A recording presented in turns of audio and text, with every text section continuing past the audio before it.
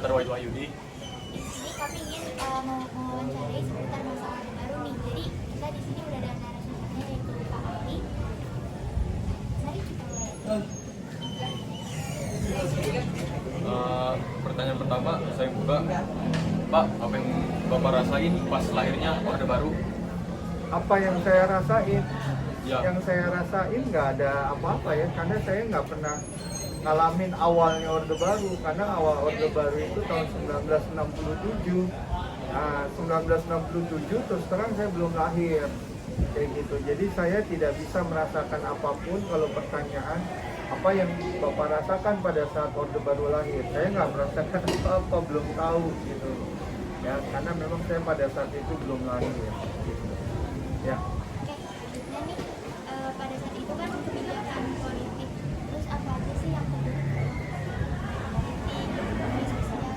Kebijakan politik tadi, kalau kebijakan politik zaman Orde Baru awalnya adalah yang dilakukan pertama kali ketika Orde Baru muncul itu adalah melakukan partai-partai politik itu yang tadinya banyak gitu ya, itu dijadikan satu gitu ya. Jadi ada 10 partai politik itu diperkecil lagi jadi 3 partai politik saja. Nah, itu dalam kebijakan politik. Terus apa lagi? Kebijakan apa lagi? Terus sosial. Kebijakan sosial. Nah, kalau kebijakan sosial itu pada masa Orde Baru pada awalnya itu adalah mensejahterakan rakyat, karena memang lahirnya Orde Baru itu karena dari Orde Lama yang membuat rakyat itu pada saat itu sangat menderita ya dari sisi kesejahteraan sosialnya. Jadi pada masa Orde Baru gitu ya, itu kehidupan rakyat itu mulai diperhatikan kayak gitu ya. Terus apalagi kehidupan ekonomi. Nah, kalau kehidupan ekonomi pada masa Orde Baru gitu ya, awal-awal kalau kita bicara tentang Orde Baru bagusnya itu mereka mengenal yang namanya swasembada pangan, swasembada beras kayak gitu. Jadi dulu kita itu adalah menghasilkan beras. Nah, kita jual tuh beras ke negara lain. Itu tahun-tahun 80 sampai tahun 85-an gitu. Nah, itu ekonomi kita meningkat gitu ya. Terus juga memaksimalkan nilai jual minyak gitu yang harganya pada saat itu lagi melambung. Jadi ekonomi Indonesia pada awal Orde Baru itu bagus, luar biasa. Istilahnya booming kayak gitu. Terus apa lagi? Nah, terakhir Hukum. Kalau hukum ya itu tadi bahwa pada masa Orde Lama, karena Orde Baru ini adalah orde di mana masa memperbaiki Orde Lama yang pada masa Orde Lama tidak terjadi. Nah, Orde Baru itu memperbaiki. Nah, dari segi hukum ya itu diperbaiki. Semua sama di mata hukum. Itu awalnya ya gitu. Walaupun nanti dalam praktek kelanjutannya bahwa ya tetap bahwa hukum itu hanya tumpul ke atas, tajam ke bawah. Buat orang-orang yang di bawah itu tajam sekali hukum. Tapi kalau buat orang-orang yang punya posisi, jabatan, atau kekuasaan itu tumpul. Nah, begitu. Ya, pertanyaan selanjutnya nih Pak, dampak kebijakan Orde Baru tersebut yang Bapak rasakan secara langsung apa saja Pak?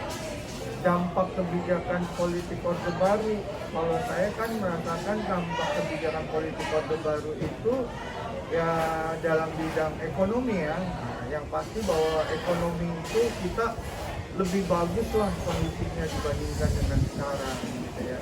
Semua harga-harga murah kayak gitu dibandingkan pada zaman sekarang kayak gitu.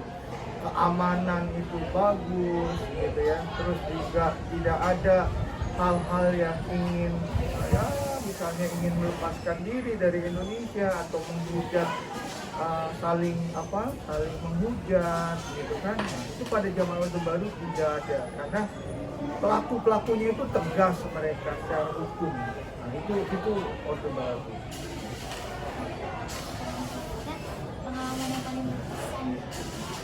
Pengalaman yang paling berkesan pada zaman Orde Baru itu adalah semua harga murah. Jadi harga murah, gitu ya, harga murah, keamanan terjamin, kayak gitu.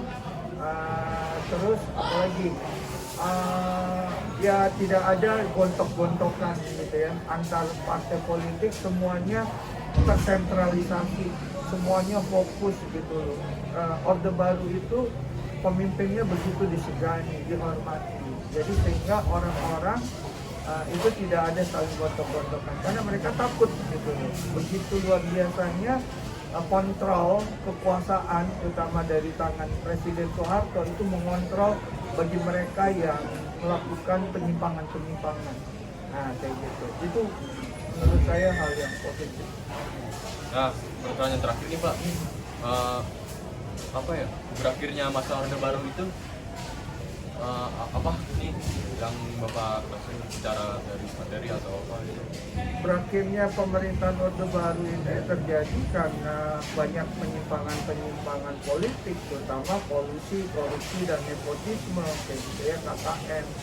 Nah, itu yang terjadi, sehingga rakyat dimotori oleh mahasiswa itu melakukan gerakan reformasi, gitu ya. Nah, dalam gerakan reformasi inilah yang membuat nanti Orde Baru akhirnya runtuh, dan itu tahun 1998 kayak gitu. Nah, kalau misalnya tahun 1998, nah saya pada saat itu masih kuliah gitu ya, masih kuliah, kalau nggak salah itu saya udah tingkat 3 atau tingkat 4 gitu. Nah, pada masa itu mahasiswa begitu apa ya istilahnya, punya rasa tanggung jawab untuk menjatuhkan Orde Baru yang begitu otoriter gitu ya, begitu otoriter, sehingga tidak memberikan aspirasi rakyat yang sebenarnya dalam berpolitik gitu. Sehingga mahasiswa Seluruh pelajaran hari ini telah selesai. Sampai jumpa besok pagi dengan semangat belajar. Itu guys dari pertanyaan-pertanyaan yang All kita berikan. lessons are ready for today. Terima kasih Spiritual kembali harmony kepada with narasumber. new learning spirit. Take care on the way home. Itu dari Have a nice day. kita sekian. Mohon maaf bila ada kata yang salah. Assalamualaikum warahmatullahi wabarakatuh. Waalaikumsalam. Selamat siang.